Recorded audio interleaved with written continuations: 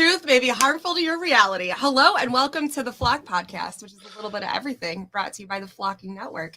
Tonight you're on this side. Tonight we got, other way, we got James, and we're talking about water is fuel. So if you like what you hear and you're here for the vibe and you want to support the Flock, make sure you visit the Buy Me a Coffee page. From there, you can sign up for a membership. You can leave a donation and grab some Flocking merch, with James has on the newest one. And if you want to be on the Flock podcast, there is also a link in there as well. There is also a link to your Telegram for all of this, of what we're talking about tonight, the parts list, the videos, all the things. And that is in the show notes. So with that being said, all right. Paul made a comment here I want to address. Yes, for the record, this is for educational purposes only, speaking completely hypothetical, and we are of sound mind and happy to be here. If we wind up dead, it was somebody look into it. I want to live. So, hi, welcome. I'm excited for this podcast. So, water is fuel. Talk to us about how you got to this point. It all started with me being extremely bored and watching YouTube. Okay. I found a video on YouTube where someone was putting together this whole idea, and they put it on a generator. And I watched it and I said, this is easy. You don't have to be a scientist to do this. And I started putting stuff together.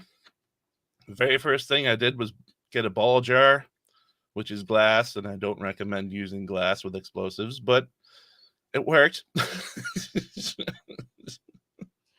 So what was it that you were watching on YouTube? Like what type, like how to make water into fuel, like how to get things to run on water? Yep. The person pondered the question, could I get a generator to run off water? And then he showed his whole build. And what he did, he had a whole lot of fancy tools, big old power gear and desk tools. And I didn't have any of that, so I had to figure out how to do it with buying stuff from the hardware store. Hi, everybody. Yeah, everybody's just saying, what's up? What's up? Hello. Welcome in. So how long ago did you start like researching this and trying to figure this out? It was in the spring of 2021, I believe, when I saw the video. Oh, so like recently. Yep. So what's your background to then understand this type of stuff then? So like what do you do? Oh, good Lord.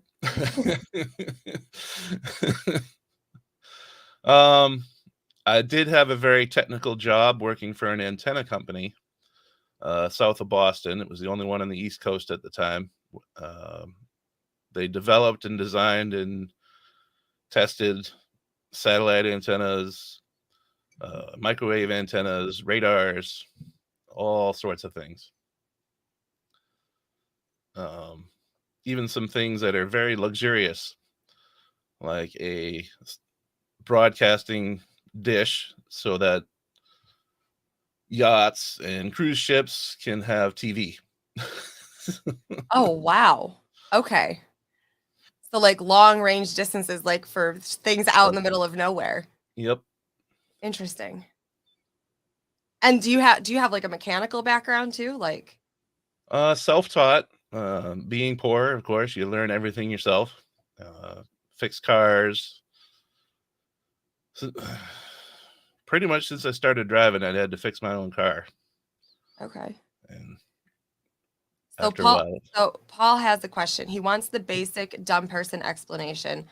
How does power come from fuel? So I guess this is a good jumping, because you sent me a whole bunch of stuff and videos and everything. So I guess, do you want to start from the beginning of your process and how you figured this out and the stuff that you sent me? Sure thing. All right. Where do you want me to start here? Let's start with that ball jar. Okay.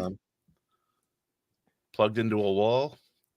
This is very basic, just to get hydrogen out and see that it works. The video you want me to pull up? Sure.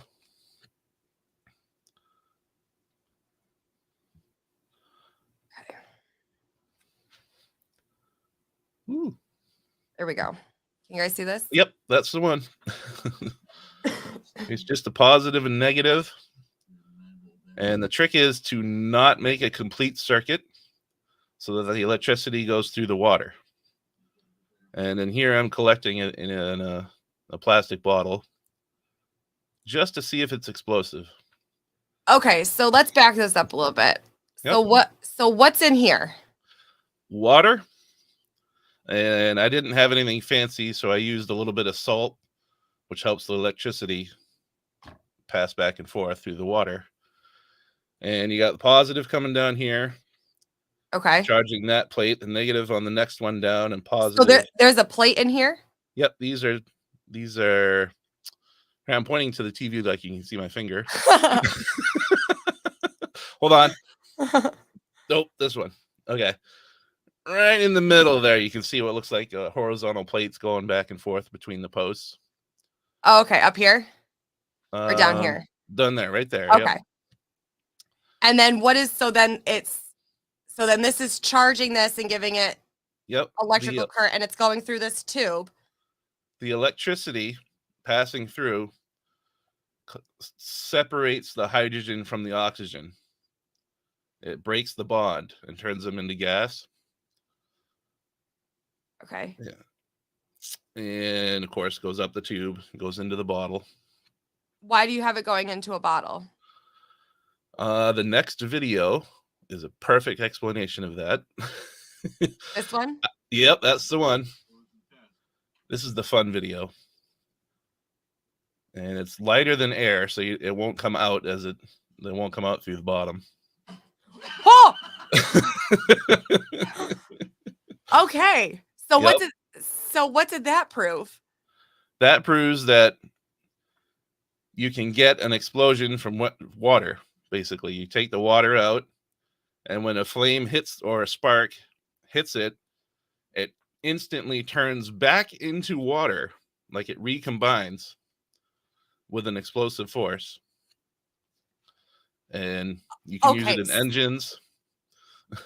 So you took this in this video, you collected the gases. I just want to make sure I'm understanding this correctly. So you separated water.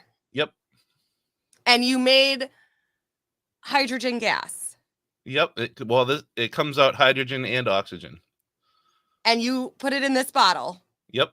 And then you capped that off. What is this in? Just water? Yeah, just basically it pushes the water out of the bottle and makes sure it's only the gas you're collecting. Okay. And then we get this. Yep. We're going to watch it again. This is the fun one.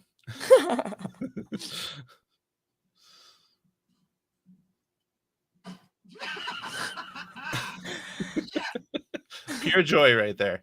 Yeah, I think it's your reaction. That's the best part of that. Okay, so now that this worked then. Yep. So what do we have next? Next, that's how it looks in my van. This is the van you drove to Flockfest. Yep. And this is the setup I drove to Flockfest shortly before it melted down on the way there. Okay. For lack of planning. So what is this piece right here? That is the reaction unit, where it's the same as the ball jar, where it's separating the hydrogen from the oxygen. So do you have to keep refilling this with water like you would gas? Yep. But it's not very fast. It was running full power on the way to Flockfest, and about every 200 miles, it would go down about 1 or 2 inches. So how many times did you have to fill it? I think I filled it 4. Oh, interesting. Well, every time it dropped 2 inches, I'd fill it. So I did it like 4 or 5 times. Okay, and then so this is the mason jar separating, and so this is the bottle that you blew up. Sort of. Okay. That's the safety device. It's bubbling up through that. It goes through water, but then it runs down the long red hose towards the engine. So it's not collecting there. It's just passing through it. All right. Do you want me to play this one? Yeah, sure. You can. There's nothing fancy on it. I just say that I want to take it for a test drive. Oh, okay. I didn't know if anything was happening here. All right. Um. So- Oh, sorry. That blue bottle is just for safety concerns, because God forbid you ever have a backfire um, through your engine, basically, and it does actually catch fire and come all the way back. It'll push all the water out of the blue bottle and stop the fire, so it won't explode. Oh, okay. That makes sense. And then this is the red hose. Yep, that's where I tapped it into the basically the air intake after all the sensors. And this is before I put the foam on it to protect it too. So what does that hose drop into then? Right there, where it turns from black to red. Right here? That's a vacuum, one of the vacuum lines going into the air intake. And it goes in there after all of the sensors that the truck is equipped with, so it doesn't freak out. But before the throttle body and all of the air controls, so that basically it won't over rev. And because if you put it past where the butterfly is and all that, there will be nothing to stop it from just keeping going and going and going and going. Right. So you said it's going into the intake? Yep. Like the air intake? Yep. So how is it so how is that, how are you fueling off of the air intake? It goes in as part of the air and the hydrogen and all that, and mixes with everything, and basically just gives it extra oomph, I guess you'd say it. So you're basically stretching your fuel then. Yep. With this, not necessarily your vehicle running purely on water, but it's like it's expanding the distance that you can go with regular fuel. Yes, right now, okay. Yes. Okay. I wanted to make sure I didn't lose the ability to have a car with this, you know. Right. And okay. I'm still testing and figuring it all out, so I didn't want to try to run completely all the way and then not be able to drive anywhere. Right. Okay. But right now, this setup gets between 2 to 7 extra miles per gallon. Okay. And I am also working on the next. And what is this? This is the next tank that I'm going to use to hopefully get it completely run off water. And where's that tank going to go? Somewhere in the back as well. Okay. Is it going to replace the other two that we saw? Nope. It'll be like an additional holding tank? Be an additional hydrogen generator, basically. Okay. And this is it running? Yep, that's full power with the original setup that I did not have a control unit on, so it stayed full power all the time. But you can see how much gas is going. It's going pretty good. This is just so over my head and completely fascinating all at the same time. Okay, what's this one? Oh, that's just me showing off that I put protection on the red hose. Oh, I see. Okay, the red hoses. Gotcha. Yep. Beautiful. Nice job. Well done. It's all like pretty looking. That's a close-up of the plate stack inside. Okay, so this is what was in the bottom of the mason jar in the beginning. Yep. And so what are these now? These are shower drain covers. Stainless steel shower drain covers.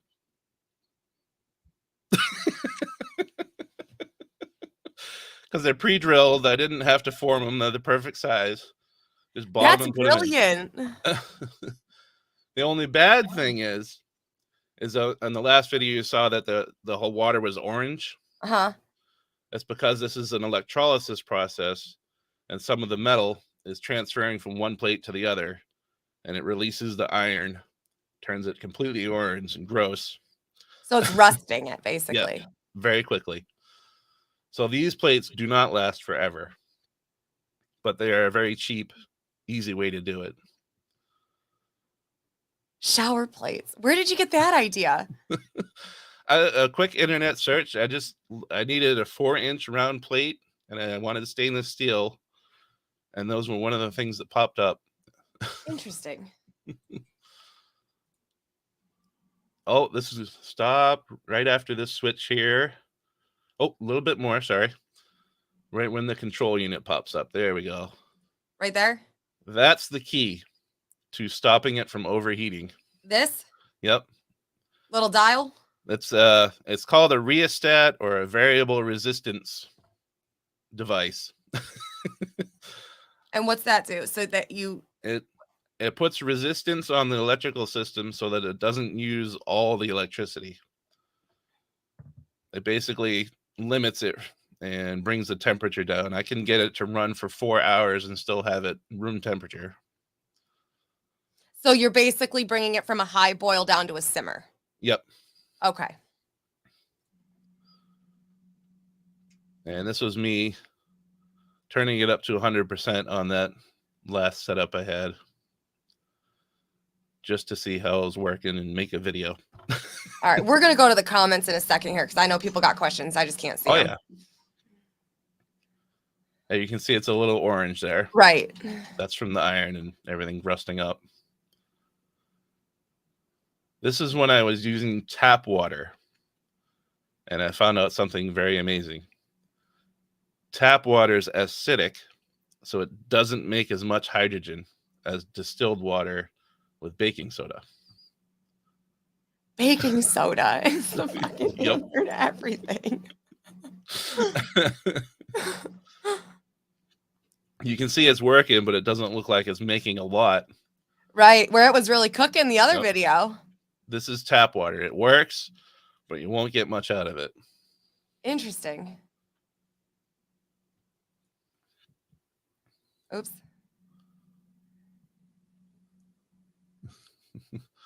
So distilled water. Yep, distilled water, because that makes it neutral. And then you put baking soda in it, and that makes it a little alkaline. It also adds particles that the electricity likes to go over. They call them electrolytes. Okay. I most certainly did. And there's the winterization. That is very important if you're up north. It's just heat tape you can buy at a hardware store, and you wrap it around. It keeps it from freezing at night or whenever it's plugged in.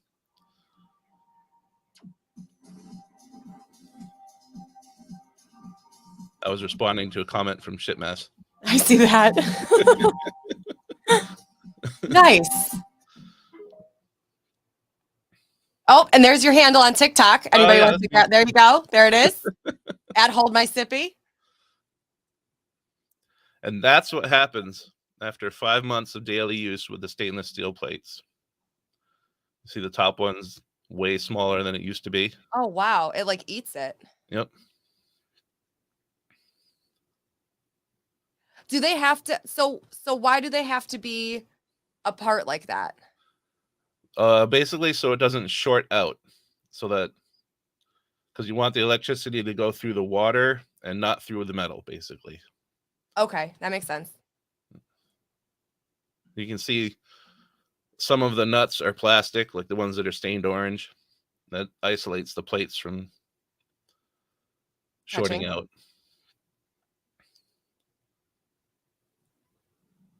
And this is the latest. These are lead plates. And distilled water, right? Yep, distilled water with a little bit of baking soda. And this is running at half power, and it's going quite good. If you zoom back just a little bit, so that goes on those plates right there. I guess you can kind of see them. Oh, was but it that water? That's good. There you go. See how clear and clean that water is? Yeah. These are the lead plates, pure lead. They're about 1/8 of an inch thick, so they're not too floppy, but you can still bend them and work with them. But lead does not deteriorate with this electrolysis process. Like the stainless steel was going from one plate to the other and rusting and eating. These don't do that. So the water stays clean and the plates last a very long time. So do you still have to separate the plates out? Yep. Okay. And this one I did it really easy.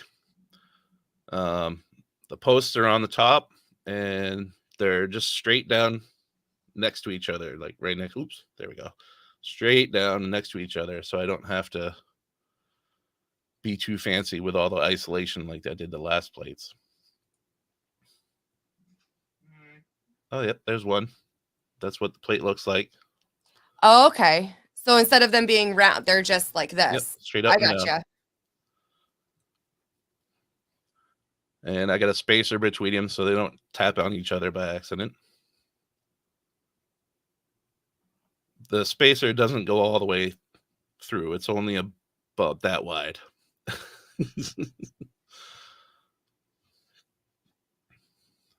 Right there. Yep.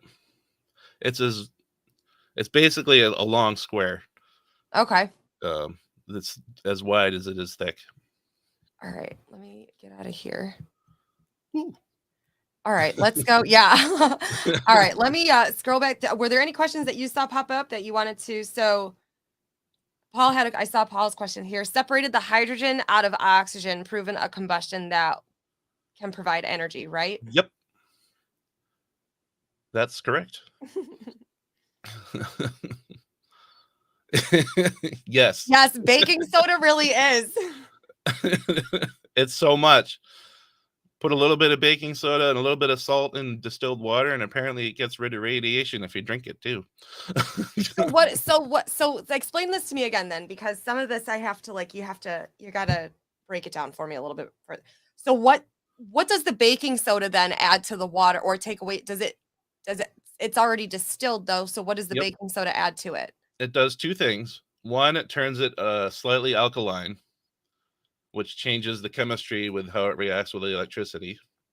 It releases a lot more hydrogen and oxygen. And two, it has things that electricity likes to travel on through the water, so it helps the electricity go through the water as well. Interesting. And I think he was going I don't remember when that question popped up, but yes, I did show the difference between tap water and baking soda water. Was that a picture? Actually, I think we already went over that. Oh, did we? Here, Two I have different this videos. one too. I want to show this one as well that you sent me. Because the pictures pop up in a different window than the videos, so I gotta do them Cool. separate. So these were the stainless steel coils though, right? Yep. That was my Look at first. me, knowing what I'm talking about here. This was before I even tested this setup to see if it worked. My idea was to make hydrogen run my put a little burner in my wood stove and have heat all winter. That was the original idea after you Yep. exploded the bottle out of the tree? You thought that was going to be Yeah, okay. sometimes thoughts don't always work out. Okay. Fair enough. And that's the first. And right here, Oh, that's okay. how I set it up for the positive plates and the negative plates. And that's after 3 months of use.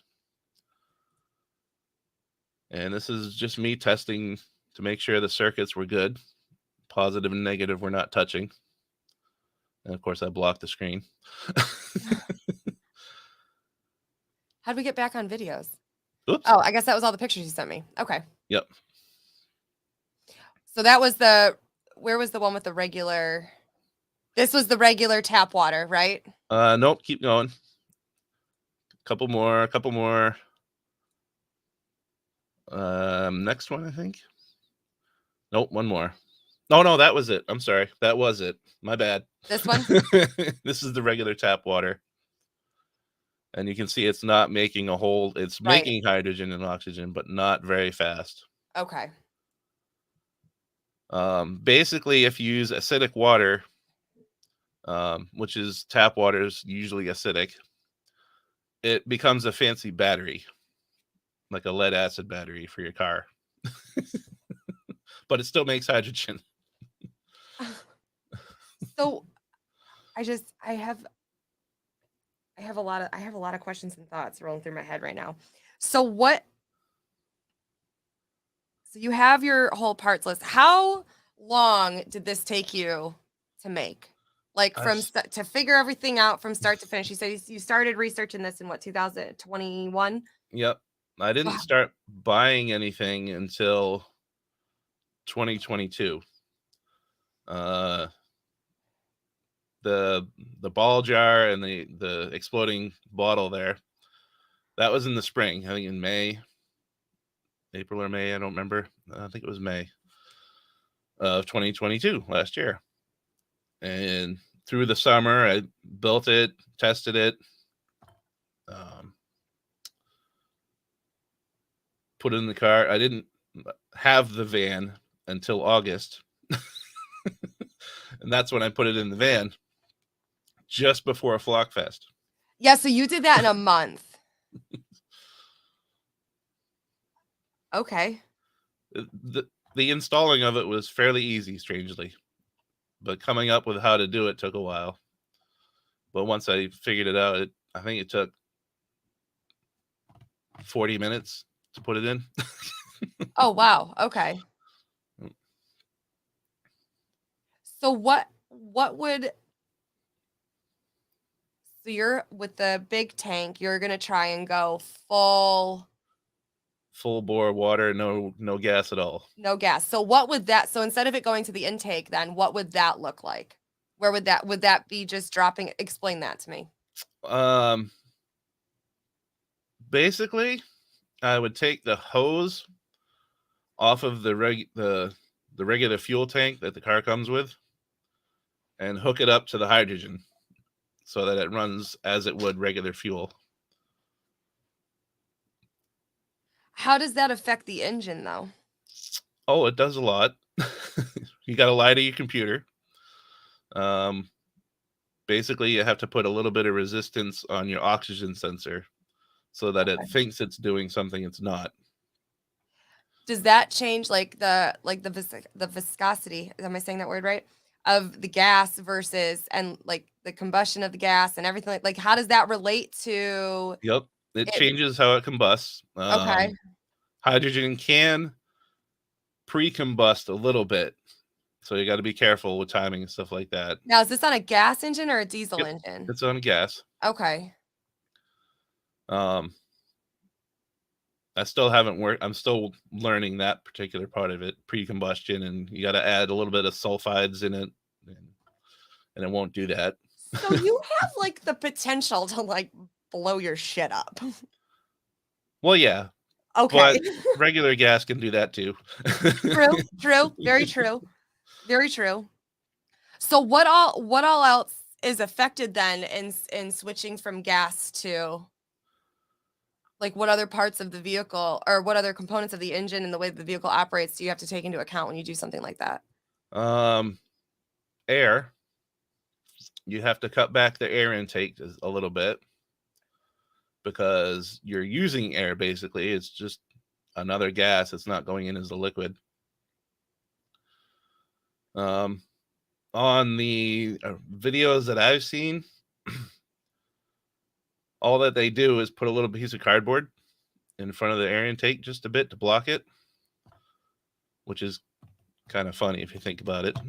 It's a high-tech thing, and they just shove a piece of cardboard in there. I immediately go to like putting the cards in your bike spokes to make it sound cooler. Yep. But that, and also lying. Oh yeah, burned. Crashed and burned.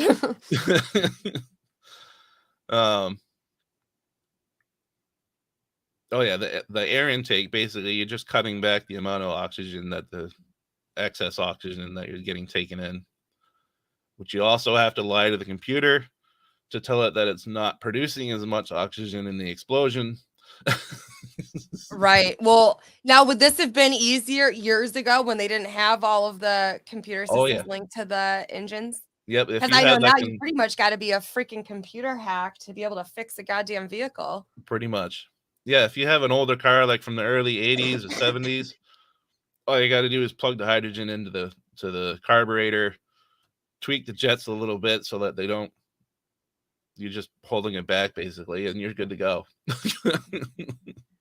What's up, Colin? Colin wants to know how fast you can go. Well, the engine does Bobby? not care what it burns as long as it burns something. So it's just like any other car. So you can keep up with like normal speeds. Like you don't have to Yep. fluctuate your speed based on running this. Now, does Nope. this affect like your oil at all? Not yet that I've noticed. Okay, because I know Dirty Dan yells at me sometimes. Like if I sit and idle my truck too long, I get gas in my oil. So like, does that happen? It can if your piston rings, the rings on your pistons are loose or not quite fitting right anymore. Gas can blow by your piston and into your oil.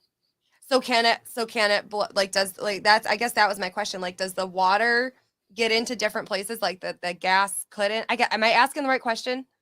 That does sound like a good question. Oh, okay. Well, I mean, if you say so. Yeah, it goes in as gas, turns into water vapor during the explosion. So goes out the exhaust as water vapor. Now, on a cold exhaust, like when you first start, it's going to condense, of course, and turn into water. Regular gas engines also do that when they're cold. And the water will collect in your muffler if you don't let it warm up enough. Which, back in the day, that's what you did. You turn your car on, let it warm up, and you were getting rid of all the water in your muffler. Nowadays with stainless steel. So what are, besides the larger tank, what else are you doing to make it better or more efficient? Not removing the old device, just adding it to it so that I keep the original production and then just add more production of hydrogen. And in theory, I can just keep adding more if it's not enough. And so the blue tank that you showed us, where is that going in the setup? Like, is it going in place of one of those, or like in between those other two things that you showed us? yes, in between Okay. the two other ones. So it'll come out and still use the safety device. So the there. safety will always be last, no matter how many Yep. things you add. Yep. Okay. Ooh, I'm behind on these comments.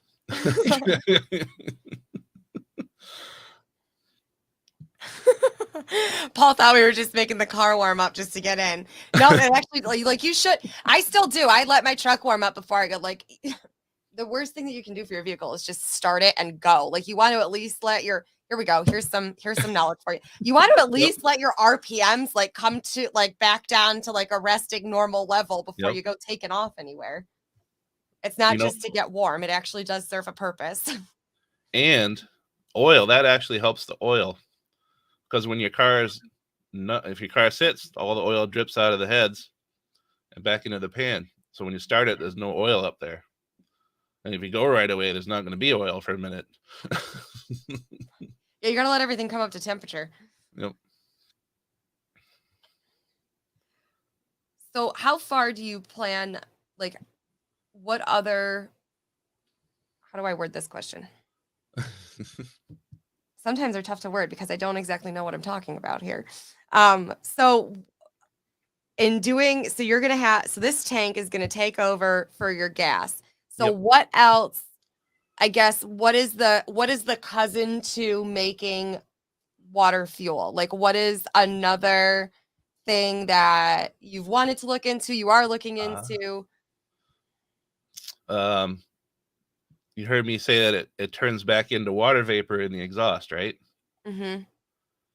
The next step, the final step to all this is to capture that, cool it back down into water, and reuse it so that you never have to fill up the water. So it would just be a complete closed circuit. Yep. That's my long-term goal.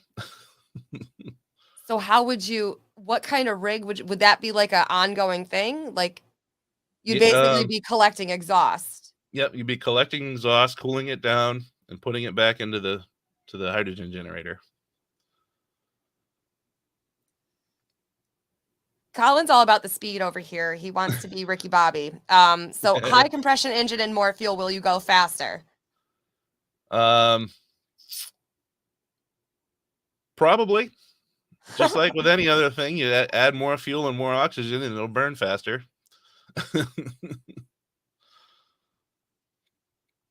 Like if you were to put a supercharger on it. I mean, you could hit the nitrous. Mixing all sorts of gases over here. So what is some advice that you would give someone wanting to, not knowing shit, wanting to start out on this journey or be interested in pursuing something like this? I started with YouTube videos. That's always a great place to start. But then you can look up all of these things online, like how all this works, and the terms that I don't know. Because I look at it, I go, oh, that's the positive post, that's the negative post, but they have names. I just don't know them. Definitely start with YouTube's, but you can also do searches for the information and for electrolysis and how it works and why lead is the best and how it doesn't transfer between positive and negative. Yep, that wish list is a parts list. It's on the Telegram, which I think you put in the description or something. Yes, like your Telegram is in the show description. So if anybody wants to grab that, and it is called Water is Fuel, correct? Water is Fuel. The parts list is an Amazon list. And yep.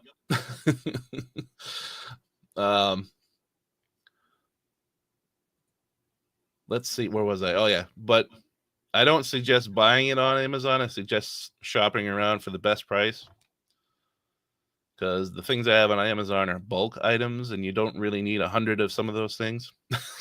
Right, so it's more of like a guideline of what here's what you need, go find it type of deal. Yep. Okay. The roadmap, if you look up for, like, if you're into reading electrical charts and diagrams, you can look up electrolysis charts on how to wire it up, because that's all that I'm using is electrolysis. Hi, Heather. Purple Princess wants to know if you've always been this smart. Sort of. That doesn't mean I've always been smart, and I certainly don't do smart things all the time.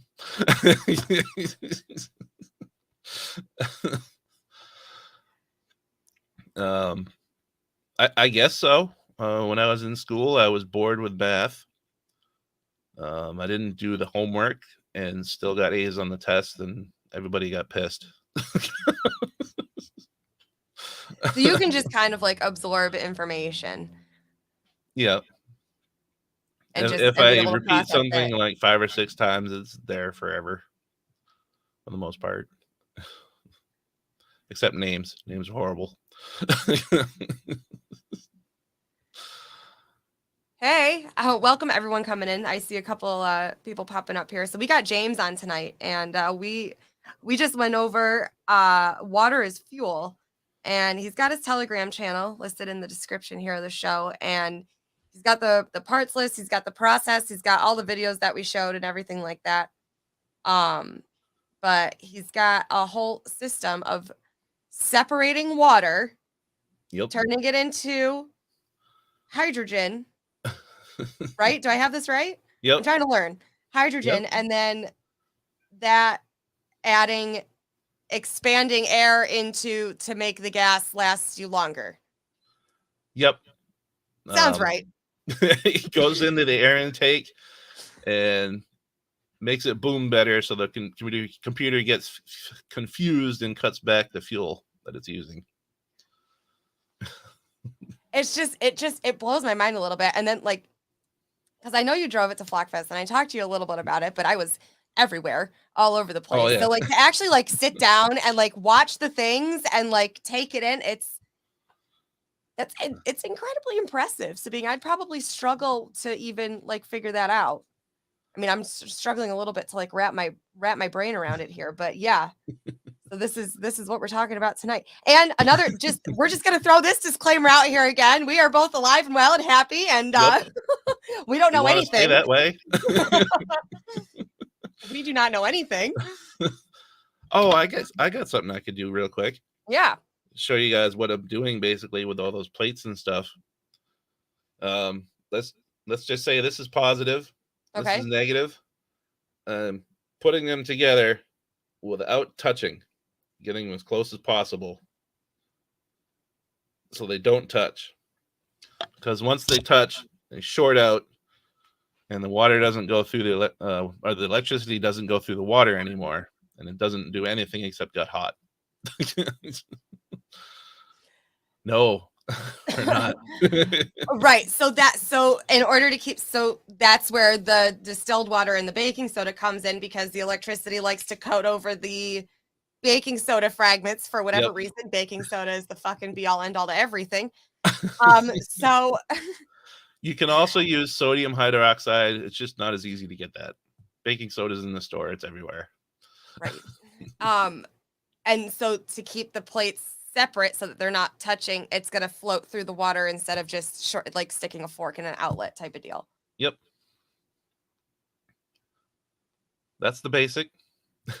Processing all of this.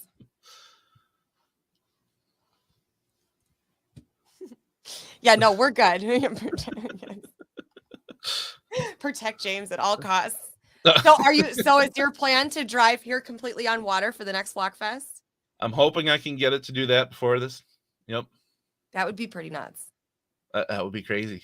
So do you use this as like your daily driver all the time? Yep. It's the only car I have.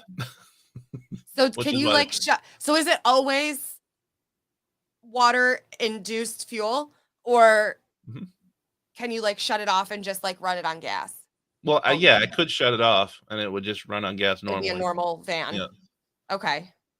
But I always have it on. Saves. What'd you say? Saved a lot of money so far. On gas? That's what I was gonna ask you. Like, have you noticed, like, has it what is the, can you put a dollar amount to it, or like a percent? Let's see. I'm getting between 2 and 7 miles per gallon extra. So let's just say I'm going 60 miles an hour for an hour. It would burn as if I was going 55 miles instead of 60. Okay. I guess that's a good way to describe it for now. Over about the 400 miles I get in the tank, depending on how many hills I go over and all that, because it's hilly up here.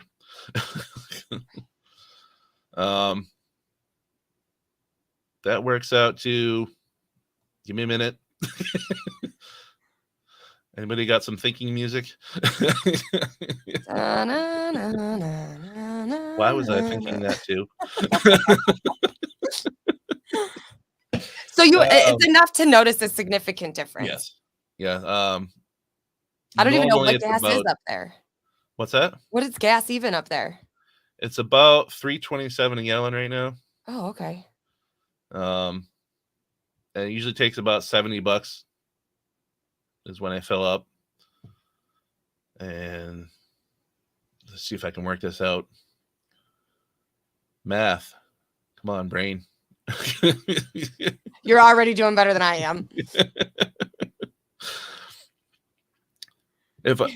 Actually, I have gone without it running, because there was a time I didn't have it running. I would get about 13 to 15 miles per gallon, and I'd get about $300 out of $70 of gas. 300 miles out of $70 of gas. With it running, I'm getting 350 to 400 miles out of $70 of gas. And I can't think Okay. how that saves right now. Okay. But it's a big difference. And you're in New Hampshire, right? Yep, New Hampshire. Central New Hampshire. Where the cold meets the mountains. That's a lot to process. I'm just processing all of it. I don't know if anybody else has any questions or if there's anything else that you would like to add to what you shared with us today. I turn up the radio in the car and makes a noise. So I have AAA. Yeah, Purple Princess said, I don't know, why my water pump on my car died, so I don't know, this just baffles me. Yeah, my brain doesn't work like this either. I'm just trying to process everything.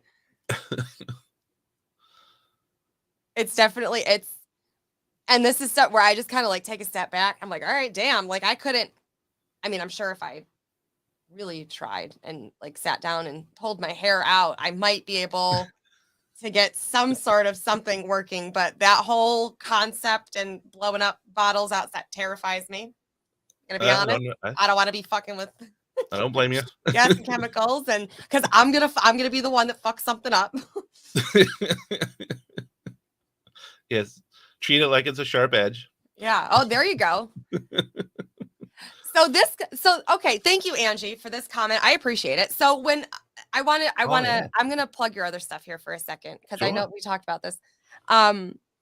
But this is James with Double O Music. So James actually does the music for the intro, the outro, because I was getting slammed with fucking copyright. I know you've made some stuff for Goose, for the show, and a couple other people, haven't you?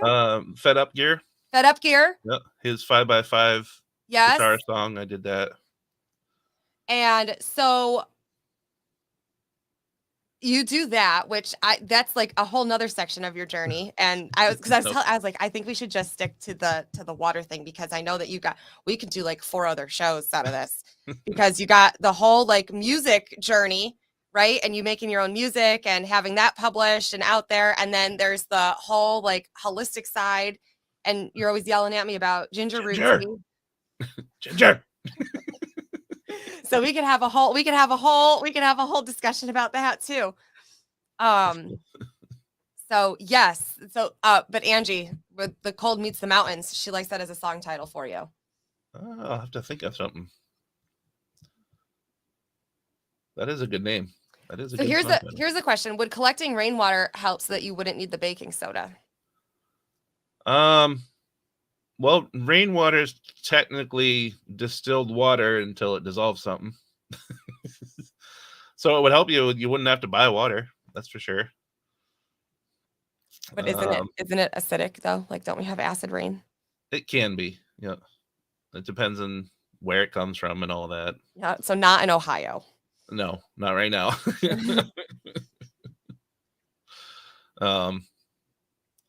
But the acid rain is mildly acid that we get, because all it does is scrub extra CO2 and it doesn't make it too much. So the rainwater is less acidic than the tap water? Sometimes, yes. Depends on your tap water. Interesting. Not my tap water. My tap water is very acidic because of where I live. So distilled water, a little bit of baking soda, you're all set. Do you put any salt in it? Because you put salt in the first one, right? I did, but just because I didn't have anything else. If you use salt, then you get a different kind of gas that comes out, and you get a chloride with it, and that's not a good thing. So don't use salt. No. Baking soda only. The baking soda doesn't affect the gases? No, it doesn't release any harmful gases like that. Okay. That's one of the ingredients to what happened in Ohio, by the way. Part of vinyl chloride, they use salt water to get the chloride out of the water. Damn. Don't breathe that. Yeah. Well, do you have anything to close us out with? Oh my, it is that time already, isn't it? It is. Yeah, we are coming up on an hour here. If you want to do all this, study first. Make sure you know what you're doing. Make sure you got it down in your head first. Draw it out if you got to. I did not draw anything or patent anything because I want to live. Yes, and yet again, we are of sound mind, and this is for educational and hypothetical purposes only. And always double and triple check connections and everything. Risa wants to know if baking soda would help Ohio. Yeah, it couldn't hurt now. I feel like baking soda is the cure for everything. We should just dump a whole bunch of baking soda everywhere. All right. Well, on that note, James, thank you so much. You did amazing. I know that this is your first podcast. You did really well. Thank you so much for coming on with us. Thank you to everyone who joined us in the chat tonight and anyone who is going to watch the replay of this. It's definitely always a vibe. I'd also like to give a few shout outs. James, we're this way. James with Double O Music, who does all of the music for us. Yes, I do like that hoodie. I do. I love it. I haven't seen it on a hoodie yet. I do like that one. So you do all the music for us here. Goose with Here to Chew Bubblegum and our sponsors, Static and Noise. All of these can be found in the channels tab. Also, make sure you guys check that community tab every once in a while. I do change stuff from time to time. Make sure you click the clickables along with clicking that like and subscribe button, and stay tuned for more to come. Walk around and find out. James, hang out 1 second for me in the back. We'll see you guys next week. Love y'all. Thanks, y'all.